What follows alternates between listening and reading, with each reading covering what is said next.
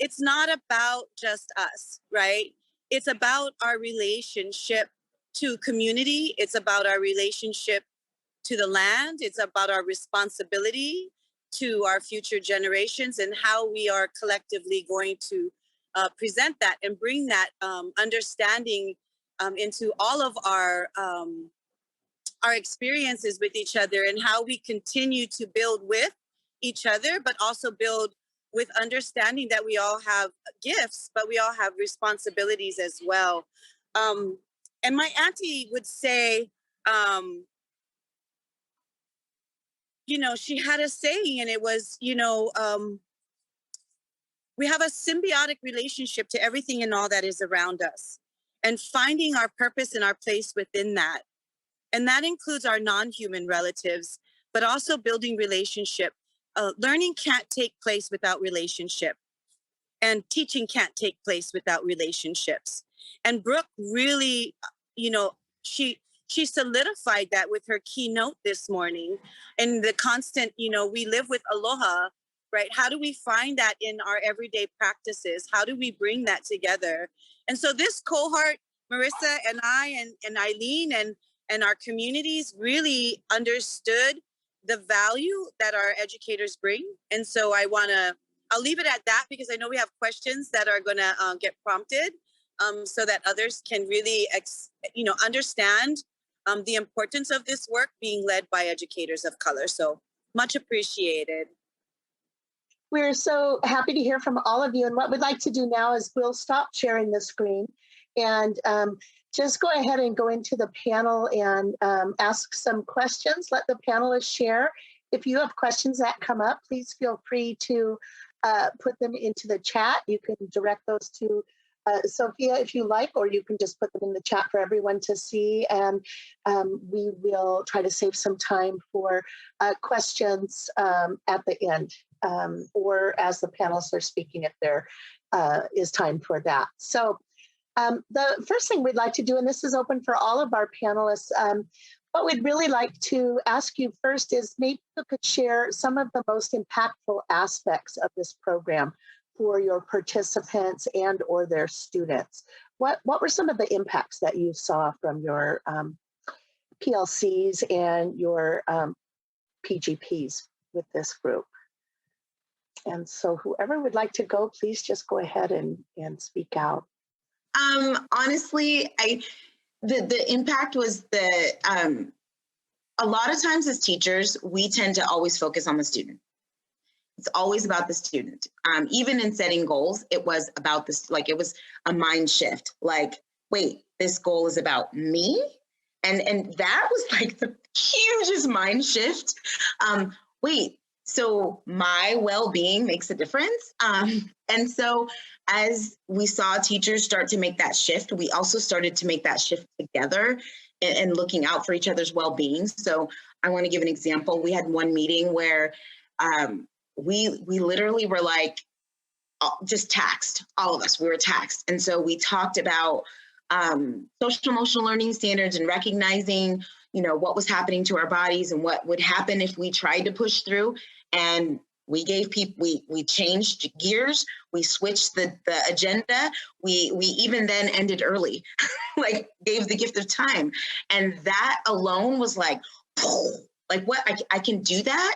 Like I can recognize that the mental health of myself is just as important as what I'm offering my students and the goals that I'm giving them. And so that was a phenomenal learning piece. It was like understanding that when my students walk through the door, I may have a plan, but they may have a different plan.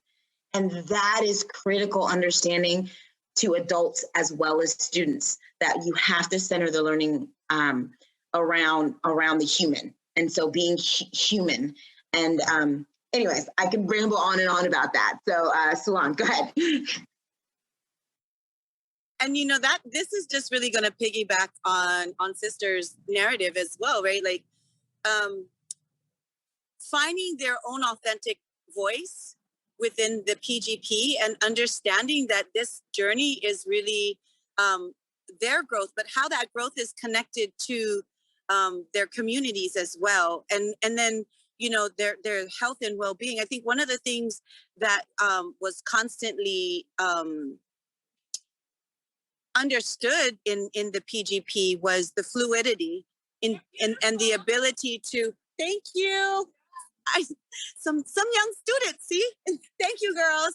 Um, and and being able to find their authentic selves and utilize those voices and all of those assets that they already come with, but being able to unpack that, but being able to be fluid with the movement on how that is going to transpire in their particular journey.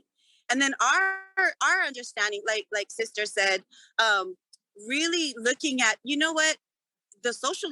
So let me just go back a little bit. We did social and emotional learning, but we also did virtual learning because we didn't see the separation in it. For us, there is no separation. So really bringing that holistic piece on how that's all interconnected in the relationship on how we teach and how our students are able to learn and how we learn from them as well. So that really was a huge part of an understanding for teachers who have been conditioned in a systemic way, right? And so bringing that and allowing them to grow in that was just a beautiful thing to watch unpack. I'll leave it at that.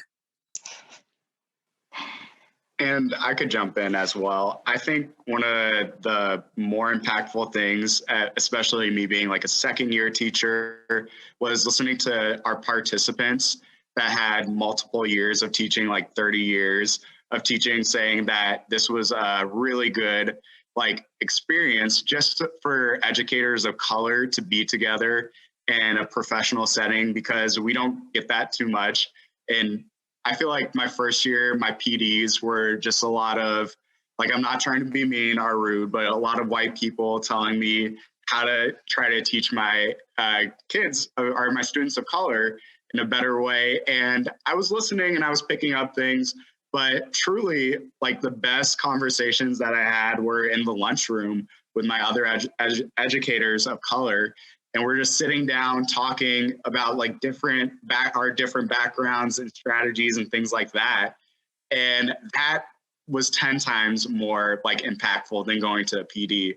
So we kind of, in our PGP, we put that aspect, how do we feel about having other educators of color and just talking about how we could better ourselves. And I think that having educators of color in a room together, discussing ideas, bouncing off of each other is one of the most amazing things that came about with our PGP. I'd love to piggyback on that, just to say that to me, that is the beauty of having the Educators of Color Leadership Community and the Kent Educators of Color Network is one thing I feel really strongly about is exactly what Jessie just shared, that who else is going to teach kids of color? Who else has that lived experience and ancestral wisdom and knowledge? That's not something that can be taught or learned in the same way. I think white people can learn how to be better at it, and the people they're going to need to learn from are our educators of color, right? So for us to be sending our educators of color to, quote unquote traditional PD, to me is not for them. And so for me, the impact of being in spaces with these really brilliant educators, I think what I see happening is that they feel affirmed in the things that they do, that they haven't always necessarily been seen as, that hasn't always been valued or recognized. And that's part of the burnout for educators of color, is to go into a space and have to learn over and over again, what is white privilege? What is white fragility? Instead of saying, what is your community cultural wealth, and how do you just live into that every single day as an educator, and how is that benefiting your kids just by being who you are and doing what you would do as a person of color? And so I think working with Marissa and Sulan, I so appreciate, because they just live that. They live and breathe that every day and model what it means to be your authentic self and to draw from your heritage and your ancestry and your cultural wisdom and wealth and abundance. And I think it's just affirming in that way. And And it's just the collective wisdom of the group that we can really bring forward, that we're not going to learn in a traditional PD setting. I want to follow up on that, Sister Eileen. Beautifully said, but my reflection to this, working with our groups, is that I felt like we are gardeners, and we're cultivating our garden. And the teachers that we work with are seeds that we grow.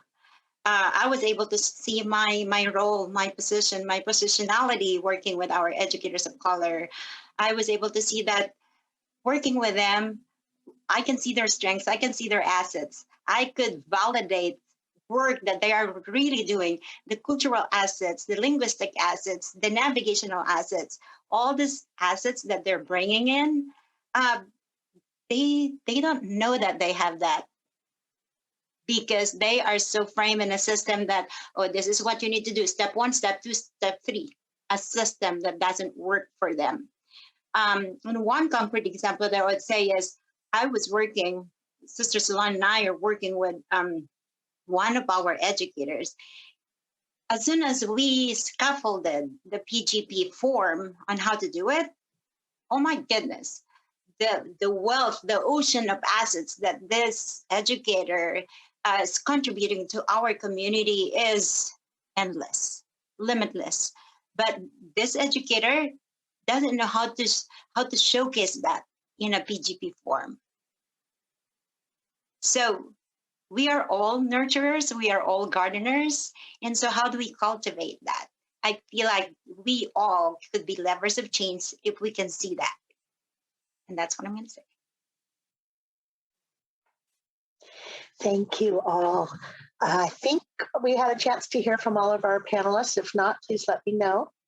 All right. Thanks, Projecta. I'll turn it over to you then. Yes, thank you so much for sharing such great stories about, impacts this program had on your participants and on the students. We would now like to know, what did you learn through this experience in regards to retaining, advancing, and empowering our educators of color?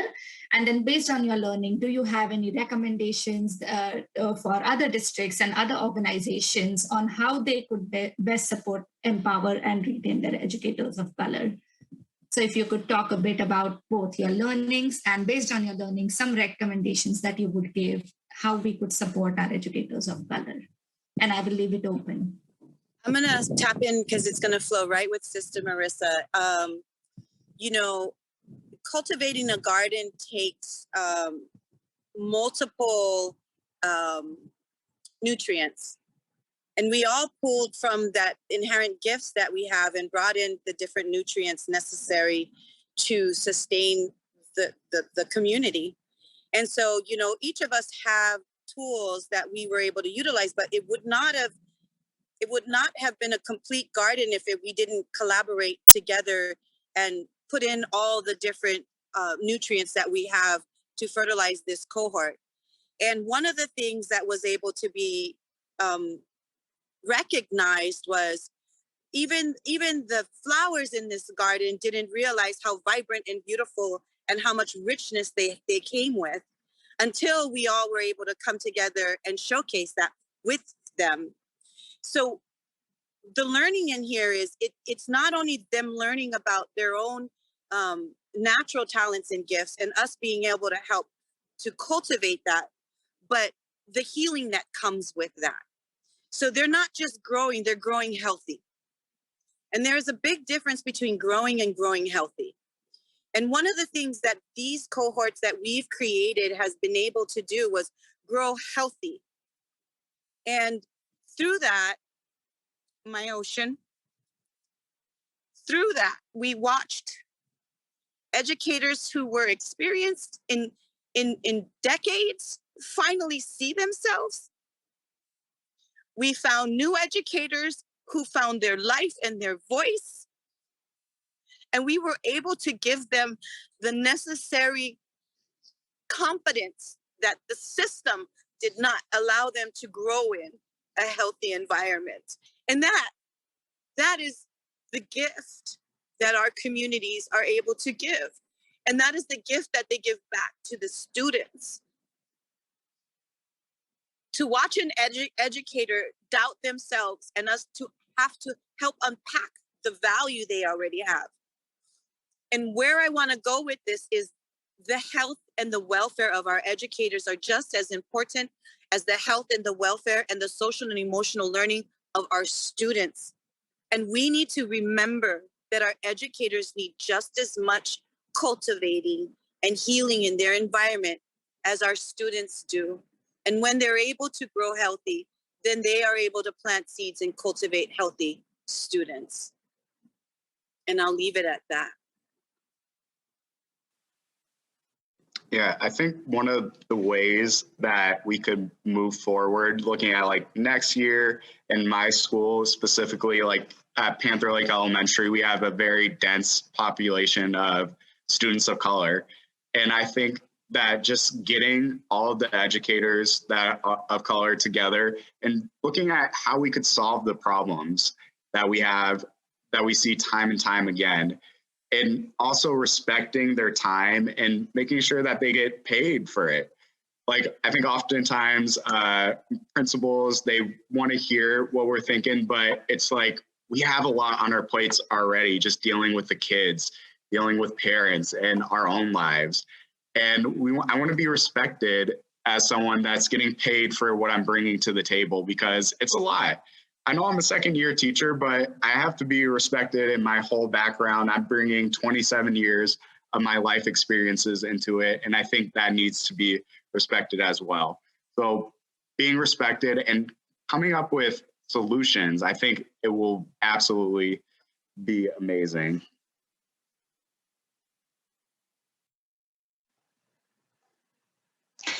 Thank you, Jesse, for sharing that, because I think that's another thing that our educators of color are experiencing. We are burdened by cultural taxation.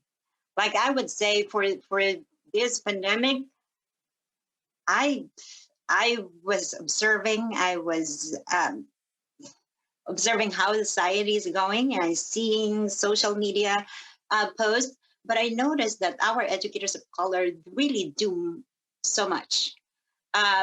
Working with our Kent Educators of Color Network and with the Puget Sound ESD, our ECLC, the Educators of Color Leadership Community, I know that our educators of color are out there in the community, being in the frontliners, delivering goods while teaching and helping out students who are marginalized already in our educational system.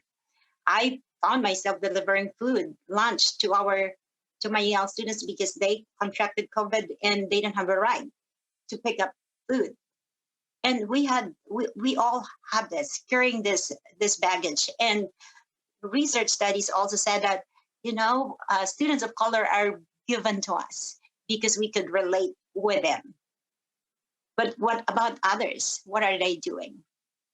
So I think it's really important to pay attention to our educators of color and in highlighting that the assets that they're bringing to our community. There is so much, there's a lot, and I would like others to speak about it. Eileen is so good at highlighting our cultural assets. So I would like Eileen and Solan, who's bringing all this rich ideas and making our cohort so meaningful. Our focus was social-emotional learning and virtual learning, but we talk about climate justice, we talk about social justice, we talk about cultural responsive pedagogy. And Sister Solan is so good at, she lives it, she has it, and she was able to infuse it in our PGP. It goes back to that symbiotic relationship to everything and all that is around us. And I grew up with that, right? Like, I don't know how to separate learning. I don't know how to put math without history, without science, without the environment, without humanity. I don't know how to compartmentalize. And I think the one thing that when we look at community, we're not in our, it's a unit, and we're always learning from each other. So it was important that, we work with our educators to first find their own voices and their spirits and their inherent assets and gifts, but how they aligned that with the learning in the environment. So each educator was gifted a cedar tree because we are in Cedar Land. This is the land of the Coast Salish people, and they were to go into a relationship with the land, go into a relationship with the cedar. And it was interesting because the cedar really did mimic the times that we were all in. How are you in relationship, and how are you in relationship with your cedar today? I'm struggling, so is my cedar. I'm hurting right now, and so is my cedar. And so really being able to reconnect to things that we're disconnected to, and things that even education has been historically disconnected to. And so I think, what we're all able to bring to this PGP was not just reconnecting to ourselves, because we need to understand ourselves and who we are. And Brooke, again, I'm just gonna bring in our sister Brooke, so poetically and beautifully, shared that with the group this morning. But how are we building relationship to everything around us? And that was the PGP: social justice, racial justice, environmental justice, because they're all related. And how are we bringing those relevant issues into our lives while we understand who we are, and then bringing that into the classroom so that the relevancy is with our students as well. And again, being responsible humans in building these relationships. And I'll leave it at that. But we did one-on-ones. We did it in a community style. And if we could have been in person, we would have had food at the table, and everybody would have been sitting around in the park or someplace with us, right? Because that's community. We built relationships and cultivated those healthy environments, not just with our humans, but with our environment and everything that is around us. And Sister Eileen. I think just to bring that full circle, I think I heard our other panelists say this. I'm just reaffirming what they've said. But one thing I really want to emphasize to folks about, if you're interested in diversifying your educator workforce, you got to take care of the educators of color you already have, right? So, and the reason we're investing and taking care of our educators of color is because we want our kids and our communities of color to thrive, right? It's the same thing. So if the ultimate goal is the thriving and the nourishment of our children of color, if they have to look at adults who feel valued, who feel respected, who are heard, who are leaders, who are seen as the experts that they are in the community, whose wisdom and cultural knowledge is valued in this way, whose families are accepted, right? All of that, like students of color and teachers, educators of color, and communities of color, we all need the same things as human beings. I would say too, our white kids need it too, right? The education system can be a really dehumanizing, really sterile place. And one thing we know about educators of color, white kids prefer having educators of color a lot of time, because there's this sense of like bringing that humanity back to the classroom. So, our educator preparation programs, our PD, a lot of our systems are designed to sort of like assimilate us into this white dominant system. And that's actually not, like, that's the wrong move, right? Like, don't get an educator of color and say, learn how to do all these things so that you can perpetuate the system as it is. It's like, no, bring this person in and say, thank you for being here. Show us what you do. Show us how you thrive. That's what our kids actually need. And so that's where I encourage people to kind of think about like the true gift and the true value and the true abundance that our Black and Indigenous and educators of color bring. Nice, Eileen. I wanted to kind of add on to what you just said about just that idea of respect. And I think Jesse brought it up earlier as well. Educators of color, we are without a doubt overworked, right? We're looked to as, the experts in kids of color, right? And so often enough, we're not focused on our own social emotional well-being. And so if I had to give any advice, I would say, A, make sure that this process is very clear, right? Like, just make sure that going into it, you're like, no, this is about you. This is about your growth. This is about a lot of times what you're already doing. Let's just do it as a community. Let's make sure that you're taken care of. And I think a lot of times we just don't know what's happening, right?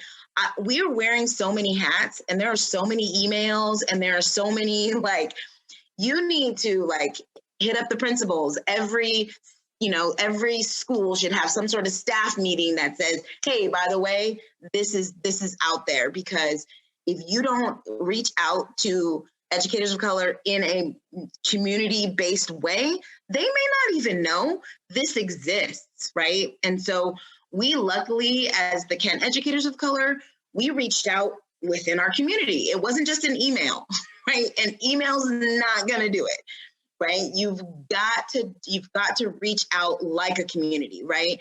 Almost like, hey, like if I wanted, my neighbor, I'm gonna go knock on your door. Obviously, we're not gonna go knock on everybody's door. But what I'm saying is we need a way to like make sure that people are aware of this process. And then once they're aware and it's circled around community, it's circled around teachers understand, back up, this is about you. We honor you, and we're gonna honor your time. There needs to, I understand there's clock hours and there's things like that, and there's, money involved in the grant, but there should always be that. That should be there. We need to start honoring our educators for what the time that they're doing. They're already putting it in. Let's honor them for that, and let's make sure that they understand that, because guess what? They're still going to come to the table even if you don't. It's just true. They're still going to come to the table even if you don't. But as you do, you're going to fill their hearts with the understanding and the comfort that I matter. Like, you actually, you are not taking me for granted. And that's what's going to happen, right? And so moving forward, this really needs to be put out there. It needs to be on every bulletin board, in every staff meeting, you've got to get out there and make sure that communities understand that this process is there and available. Can I say one more thing that I think is just like you just made me think of, like, this is an important point. Like, we all know this as educators, the most important impact on a child's education life is their relationships, right? Like, it doesn't, like, if they don't have a good relationship with that teacher who's in front of them, it doesn't matter how much of a content matter expert they are, right? That person has to be a human being with them, a caring, loving human being who understands and can connect to them. Like we were all talked about, teachers need the same thing, educators need the same thing. And sometimes what we see is that this work is not honored as work, right? Relational work is work. And so I'm always saying, like, this has to happen on work time. When we do affinity groups or when we do these kinds of things, sometimes what happens is like, oh, sign up for it after school, sign up for it on the weekend, all those kinds of things. And I'm not saying don't have those things happen, because sometimes those are the times that we need and the spaces we need. And to say, like, our work during the day, like, this is the most important kind of work we can do, is this taking care of ourselves and taking care of each other so that we can take care of our kids. And that should be honored as important as a math PD, right? As important as a science PD or a, virtual learning PD, all of those things. This relationship, there's nothing more important than this relational work. Also, just the fact that we have a teacher shortage, right? If we want more kids of color to be in the classrooms, they have to look at people who are thriving in the classrooms. When I talk to kids of color right now, they tell me, they've said to me, I've talked with kids and they've said to me, I've asked, hey, would you like to be a teacher? And they're like, oh no, absolutely not. And I say, why? And they said, we see how our teachers get treated. And I'm just like, this is horrible. And they're like, they're burnt out. They have to face all this racism every day. Like, they can't teach what they want to teach. Just, they see it all. They understand exactly what's happening. So this is all connected. The well-being of our teachers, their relationships with the kids. This is the most important kind of work that we could do. So I would just say, I think we get everything that we need to diversify our educator workforce. What we need to do is change or to shift our thinking and to shift our behavior. Because I would say at KM alone, I would say we don't have shortage of teachers of color because we have so many paraeducators. We have so many students who are already speaking multiple languages. We can grow our own. We can validate the wealth that our community is bringing. But how can we change that system? What can we do? I just want to I'm gonna touch this because I know we have time, but I do want to touch on this. You know, when we get to the grow your own, right? Even the grow your own is still in white systemic issue, and how they're being recruited, if you would, and how grants. And I'm just gonna put this on the table. You know, how I'm experiencing being in spaces where grants are being utilized by others, and I'm just gonna say that. That are not utilizing these cultivating healthy pathways to nurture the grow your own. Now, because anybody can write a grant, right? And I'm not going to get too much into this, but I'm going to say that shift needs to occur where if we are going to be having our grow your own, it must have our educators of color leading that. We have to participate in that. It cannot be done in separation of community or the educators of color. It must be. It has to be. Who else to teach but those who have walked in the shoes before? And I want to say that because I've experienced that in multiple spaces, and I get traumatized again when that occurs. And so we need to really look at that. We really need to look at that. And we need to address that importance. Mahalo. Thank you so much for sharing all your learning and your recommendations. And it was so powerful just to hear all of you talk about your experiences and your learnings. I see we are down to just like 4 minutes. So I want to open the floor to audience and ask any questions that they may have to our panelists. I do have a comment. So my name is Nicole Sims, and I'm with ESD 112 in Vancouver, Washington. And I hope I say your name correctly. Is it Sui Lan? Yes? Okay. What you just commented on about the white systems kind of controlling the grow your own. So my model down here is that we do an alternative teaching routes program, and our goal is to diversify the workforce. And it really resonated with me because most of our districts, you know, they're referring their paraeducators, who primarily are folks of color, into our program. However, they have a lot of other folks in that building, whether or not they see you as a candidate who they want to recommend to this grow your own program. In addition to, you know, sometimes there's limited spots in terms of who can, you know, participate in their programs. They may only have, like, they only want to fund 3 folks and they have 6 people from their school who want to be grown. Sulan, I'm curious to know, like, what are some strategies that you would mention? I know this is a big question, but to help support getting more voices involved with who gets to be a part of that referral process. Thank you. And great question. And thank you for bringing that up. And I think that, you know, we really have to have a collective and not have one entity, if you would, making that decision for all of us, right? When we look at the importance, I mean, these are important decisions being made, and they're being made on behalf of our students and our communities, but they're not being made by us, right? They're not being even made in a collective. And most times we're finding that there's only one entity that's actually the gatekeeper for that. And I was in a, and I'm just going to say, I was in a workshop today, right? That they're talking about how many they have to turn down because they don't even have space. And then who are the ones that are choosing that? So I think, you know, the big question is, where's that collective that allows us all to kind of have, you know, part of that process is, right? And then how are we creating spaces or even looking at more options so that we can have these we can build these institutions to grow our own. Well, yes. I'm looking at grants that are being written for us, but not being with us. And that's where I'm finding it problematic. And that's one of the things that you're bringing up right now, right? So, and then again, what school districts are able, who's got that relationship? Because again, it goes to relationships, right? Mhm. Who's in relationship with those who are doing the entry, and who gets in and who doesn't get in.